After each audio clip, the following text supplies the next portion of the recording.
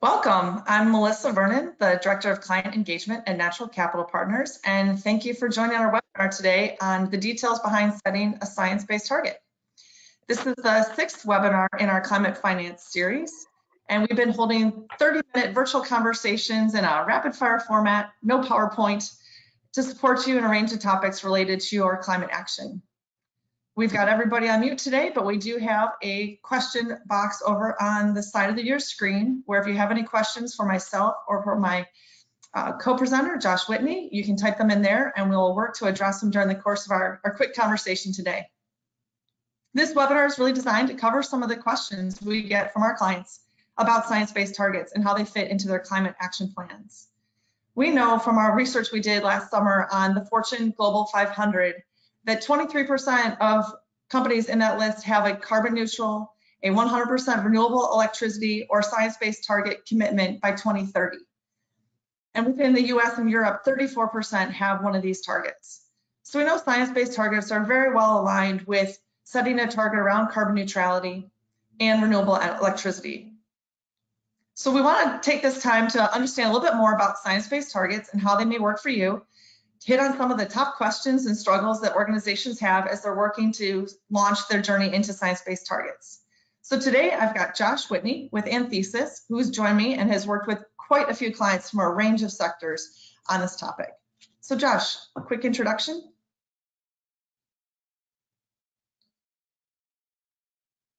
There we go.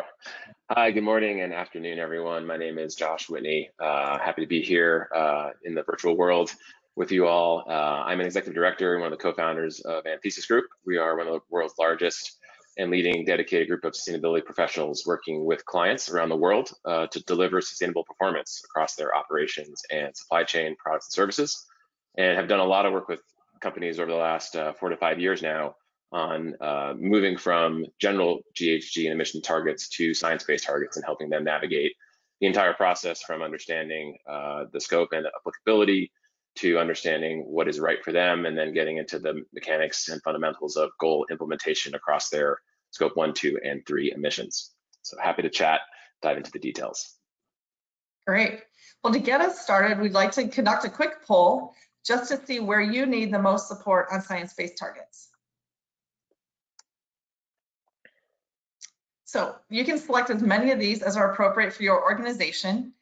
Do you need help building a business case and getting internal buy-in? Do you need help understanding the data and the resources that are required to conduct your work? Do you need help structuring your submission to SBTi, or delivering on the plan, or none of the above?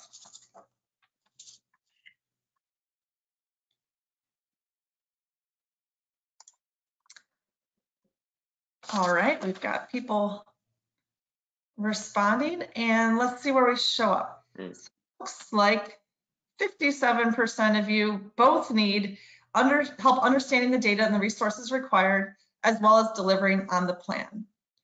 So less important is building the business case and getting that buy-in. Great, that will help us focus our conversation today, so thank you.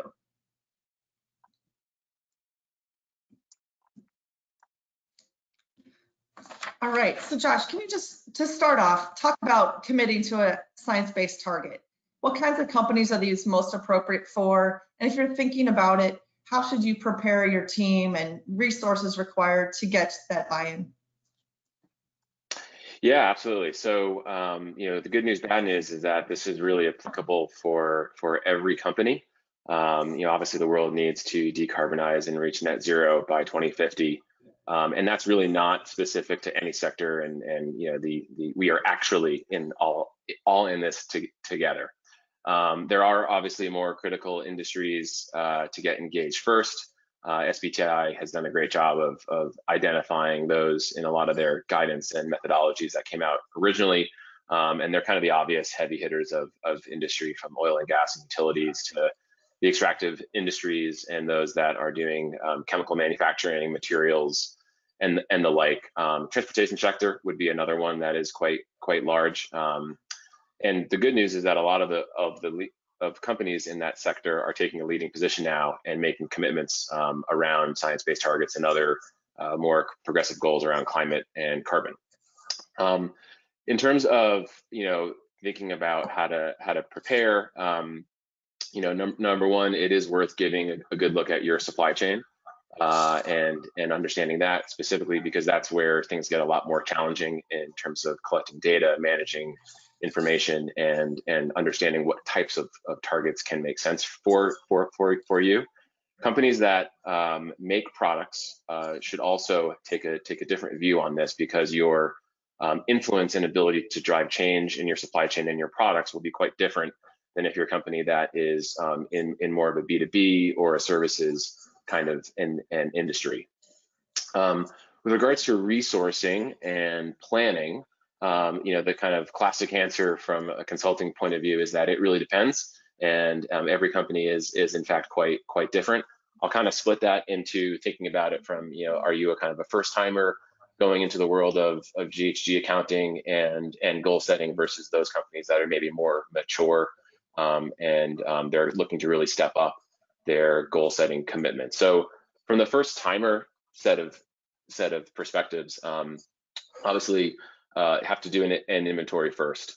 So that means doing a scope 1, 2, and likely 3. Very few companies and sectors where scope 3 is not going to be relevant in more than 40% of your footprint, which is one of the requirements of the SBTi criteria. When you're doing your baselining, and we recommend doing some forecasting into the future so you can help build some knowledge within the business and stakeholders that you're working with, that we need to not only reduce from a baseline period, but obviously manage the growth that we have over time. And so that's key for bringing in people along the way, helping them understand the components of the goal setting process, which for energy and carbon and other environmental metrics is quite different than sort of the traditional financial goals and targets that might be set. Related to the kind of the people side, you'll want to at the beginning engage folks from across your business. So that's things like real estate, procurement, finance will be an important function, so that you have a really multifaceted project team. And you also want to have someone who's in the management position, from a project management position, who can kind of coach, cajole, herd the cats, and get a lot of these stakeholders together. You don't need to work every week, but certainly having these touch points at the beginning, middle, and as you're getting closer to understanding what those targets might be, so that you're bringing people along in the process, because a lot of these projects end up being, the journey, not necessarily the destination where a lot of the value derives. And so these projects can be used to engage, people from across your business on this topic for longer term value than just the sort of ramming through a process to set a particular goal. Another thing is to just recognize that this is likely not a quick, simple, 1 or 2 month project. Most of the client projects that we work with, we've done over 30 SBT approved goals at this point now, go very quickly from an ambition of 3 to 6 months to 6 to 12 months in terms of really going from start to finish. And I think the longest part of the cycle is actually not on the data collection and number crunching side, but more on the business case and senior leadership buy-in, approval, vetting, and getting really support to make this really, honestly, very ambitious commitment that in most cases, we can help companies set out a flight path and a roadmap to, but there is a leap of faith that is, really designed into these projects, because we don't yet have all the solutions that, the world needs, let alone individual companies, to hit these kinds of goals. For companies that are looking to sort of up their commitments, I would say that this process shouldn't be really unlike any other goal setting project that you're familiar with. People get stuck on the climate science component and get hung up on really understanding kind of the 1 degree or 1.5 degree, 2 degree elements, and converting that, and then getting fixated on sort of the technicalities of what a climate science based goal is. And really, that whole 6 to 12 months process, we could be spent doing the actual work with companies. They could be delivering on those goals, as opposed to sort of, kicking the can down the road on, should we do this, should we not? Is it, do we want to do a 35% or a 40% or a 42% reduction goal? It's helpful to just take a step back and recognize the challenge at hand, and it's more important to get this thing over the goal line. Again, recognizing some feasibility is going to be needed, but don't get stuck in the mire of the goal setting process when the real prize and the real hard work, as the 60% of you all said, is actually implementing on these goals. And so much more focus there on sort of the implementation side, hopefully, that we can get companies over the hurdle on. Are there any companies or sectors where science-based targets are just not appropriate or can't? Yeah, I would say less appropriate.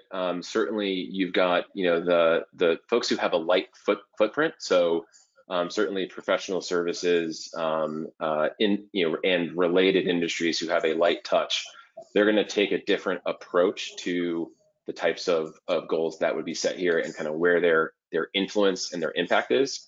So really, I would say short answer is really no. With the caveat of the financial institution and financial insurance sector, where there is guidance that is forthcoming as we speak to help companies understand the investment component of how to set targets there. So that's more semantics than a applicability thing, but really it's understanding, is scope 1, 2 where you can drive reductions, and if so, how?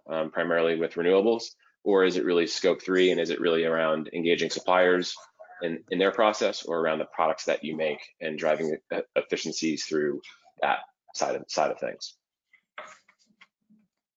All right, so maybe moving on to kind of getting started, collecting that data, getting into the weeds of really starting to make those changes. What are some great lessons that you've learned from clients who've been through the process? You said you've worked with 30 already approved goals. If they could rewind and start again, what are some things they might do differently to be more efficient and get better? Yeah, it's a great question. We actually touched on, we did a 3-part blog series about a year or so ago on some of these. So if any of these strike a chord, I'm sure we can get a link out to some of this to go on into more detail.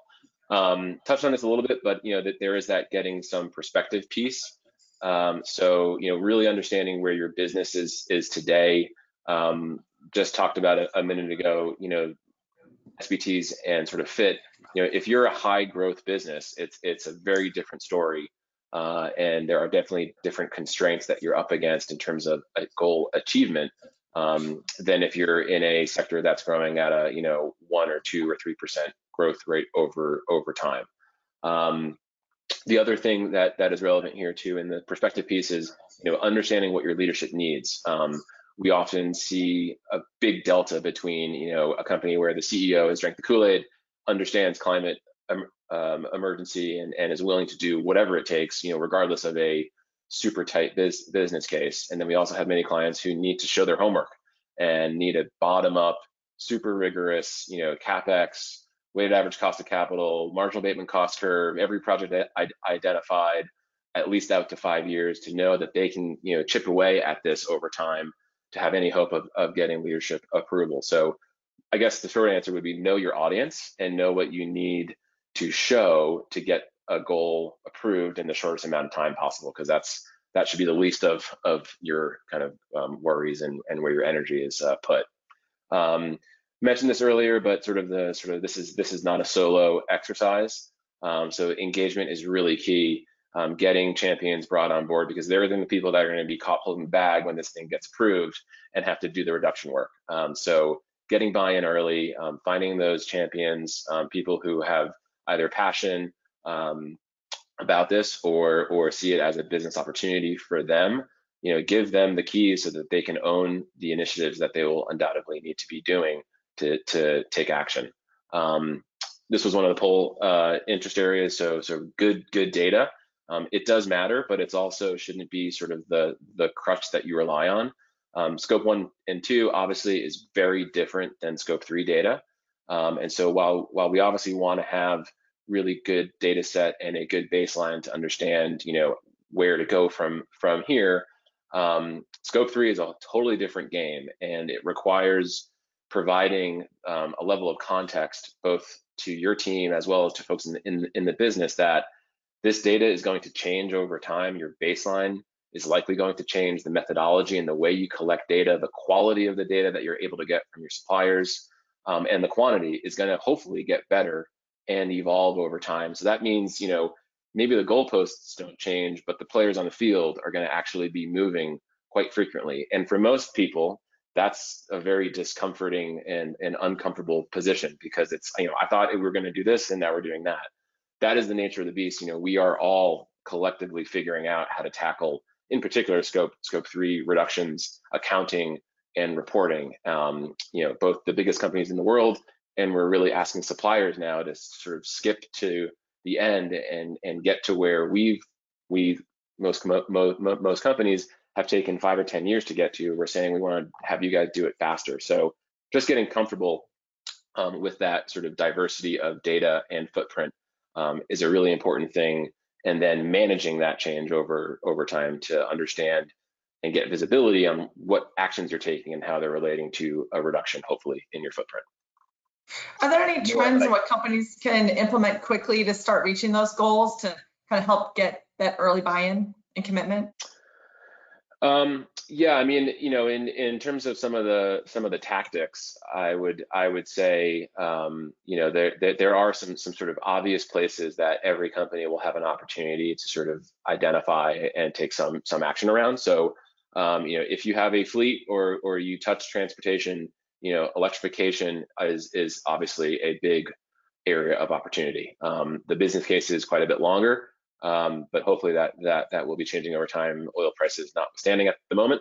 That also applies to buildings too. So, electrification and electric technologies in buildings replacing fossil fuel based is a sort of a nascent area that we're seeing some developments around. Mentioned this earlier too, but renewables and identifying a strategy that is cost effective.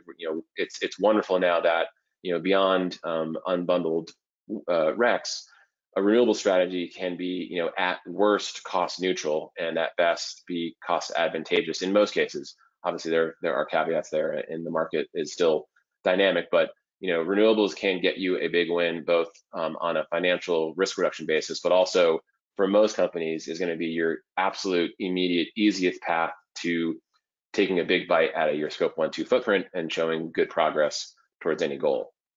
And then supplier capacity building, sort of alluded to this.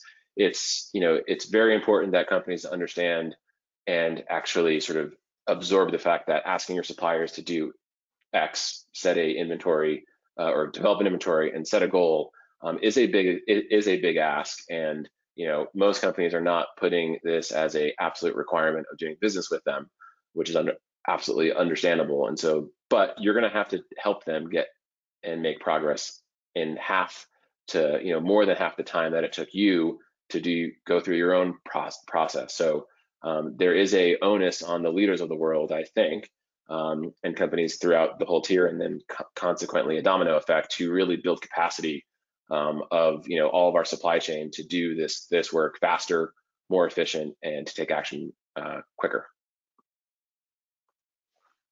Just want to remind attendees, if you have questions, feel free to put them in the question box. We are flying through. We're already halfway through our time here with Josh. So get those in quickly so we can get them answered. What about, some companies have already been down the path. They've already hit 100% renewable energy. Like, do you get credit for some of those past successes? Yeah, so gripes about SBTi and science-based targets in terms of the validation process versus other efforts that companies have done. That's definitely something that we sort of have to navigate through. So we sort of refer to that, and the criteria refers to that as forward progress. And essentially, the bottom line is SBTi wants companies to set their baseline for the most recent year that they have data. And then their progress against a future goal will be judged based upon the most recent year, regardless if that is or is not their base year. And essentially what that translates to is if you've been a leader ahead of the pack and you're making reductions and you only have, you've plucked all the low-hanging fruit and there's a lot of hard work left to do, SBTi says, great, thank you very much. The planet does not care. and you have to keep on making your reductions, again, getting towards zero. And so this is a a gripe, I think, from the leaders of the world, because they want their credit. And we often sort of help convey that the onus is on companies to do more when and where you can do more. And so the short answer is you do not get credit for past performance in the guise of the SBTi reduction criteria. And so that means if you're ahead of the curve, and particularly on the renewable side, you have to find other areas in your footprint to make reductions. The good news is if you haven't done a lot of work in this area yet, you have a wonderful pathway to showing great reductions through some of the methodologies and approaches that we mentioned earlier, because you've got a lot of the work left to really do. I would say just one more to add is the scope 3 piece, and just sort of mentioned, the toughest one is scope 3 and addressing both the footprint, so methodologies and efficient ways to get a good idea of what your footprint looks like, and then grappling with setting a target on what is essentially not great data, poor visibility, and the valid reality that there's a limited ability to influence those emissions over a period of time.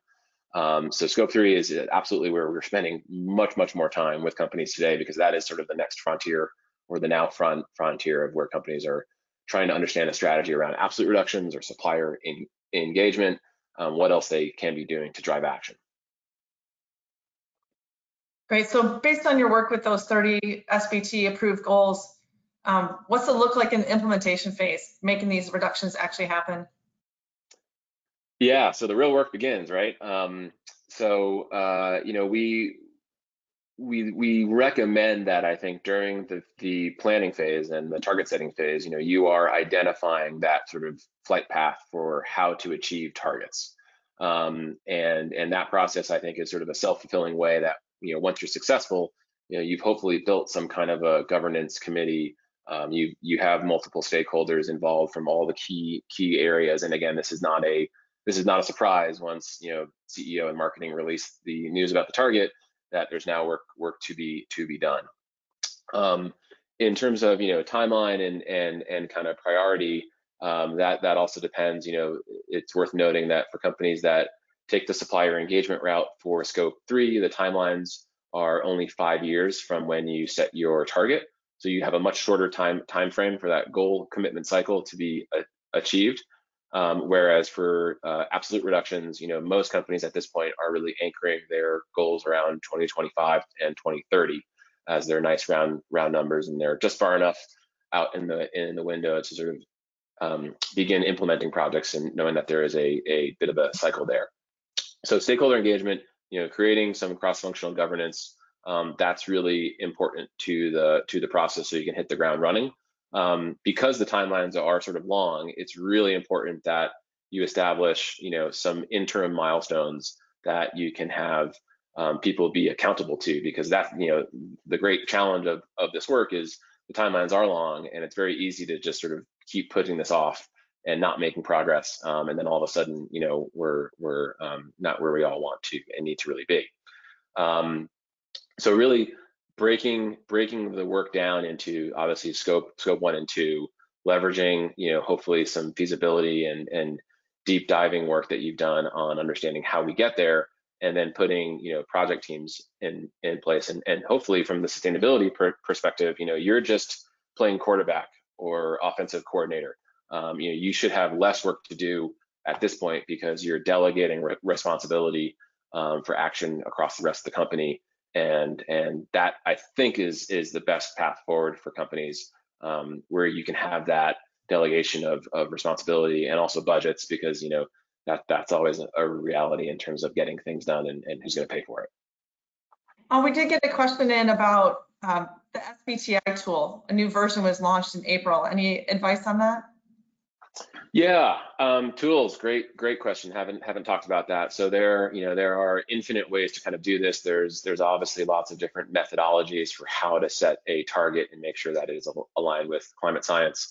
That tool, I think, is great for having a quick diagnostic plug and chug of, here's my basic footprint data. what do I need to sort of do? So I think that's a great resource. There are multiple other approaches out there. There's absolute, contraction, economic intensity. At the end of the day, it's really, really simple in terms of what the requirements are. And some companies can get hung up on, not wanting or feeling challenged by doing more than their quote fair share if they're a particular industry that isn't having a general economic or emissions impact on society. But if we kind of strip away everything and keep it just absolutely simple, because there's plenty of other things that are going to be complex about these kinds of processes, it's really basic, right? You're any company, I don't care who you are, you got to cut your emissions in half by 2030, net zero by 2050. And you back calculate what those reductions are. So that's 2.5% linear contraction year on year, every year from whatever your baseline is to 2030 on a well below 2 basis. And it's 4.2% linear contraction every year on year for a 1.5 degree. You don't need any tool. You just need a couple of simple Excel calcs to make that happen, and move on from that complexity and consternation of what's the right target to how are we going to get buy-in to make this thing happen, and what does the forward plan look like. So tools are all great, just don't get caught up in that kind of sort of spiral. Got it. And maybe one more question. We're getting close to the end here. If we don't get to your question, we will definitely address it in some follow-up. But there's a question around integrating some new guidance on soil carbon sequestration. So, for example, resulting in scope 3 savings for food processors.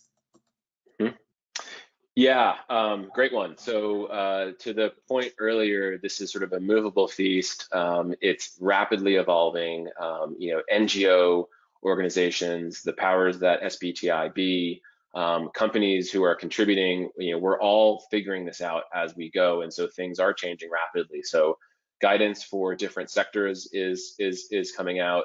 The question in particular really dwells on this concept of what the gold standard organization is leading, which is supply chain interventions in a supply shed, and the challenge of really accounting for reductions that a company might know is happening and a supplier might be doing, say on the ground, on the farm, soil conservation, sequestration, tillage, crop turning, all sorts of different impactful things. But there is just not a way in the current protocols to really efficiently account for those activities, let alone allocate them to the hundreds likely of customers that might get that benefit at the farm level. So over the last 12 to 18 months, a number of companies through Gold Standard, working with WRI and the SBTi kind of cohort, have been developing guidance and have been doing pilots to account for all of these activities and develop a way for companies to account for this activity. This should be coming out in the fall, is sort of the hope and expectation. It's been a long time coming. The reality, I think, to the question itself is, we shouldn't let, and this is very hard for companies who want and deserve credit for the actions, but we shouldn't let doing project work get in the way of or be limited because we can't account for them. And there will be this constant lag and disconnect for a while now between actions that we know are good and the ability to account and report for them and kind of cheerlead and put them in our CR reports. This will continue to be kind of a moving thing. We'll get better to account for the actions, but sort of really urge people to urge and communicate internally that we know if this is a good project, we know it adds value, it improves our supply chain resilience, it reduces emissions, but we can't quite figure out a way to account for it. Please go do them. Don't worry about the accounting piece, because we'll figure that out eventually, soon, I hope. Yes, maybe as we're getting our last minute to wrap that up, I mean, we need climate action today. We cannot wait till 2030, 2050. So taking those initiatives to start driving those reductions now will get us closer and closer to the targets we need to get. So it sounds like if you're just diving in, there are a lot of companies who are slightly ahead of you but have not figured this all out. We are all still in the muck of setting those goals, implementing those projects, working with our supply chain up and down. And so, no need to fear that everyone else has this figured out already. We're all all working through it together. So with that, Josh, any final comments as we wrap up our session? No, that was a wonderful send off. Couldn't have said it better, Melissa. Thanks. Great to speak with you all, and happy to answer more questions that we didn't get to. Terrific. And thanks so much for joining us today, Josh. It was great to get kind of the real practitioner's view of science-based targets from the ground. And we will be posting this recording on our website shortly. So thanks for joining in today. Appreciate it. Take care.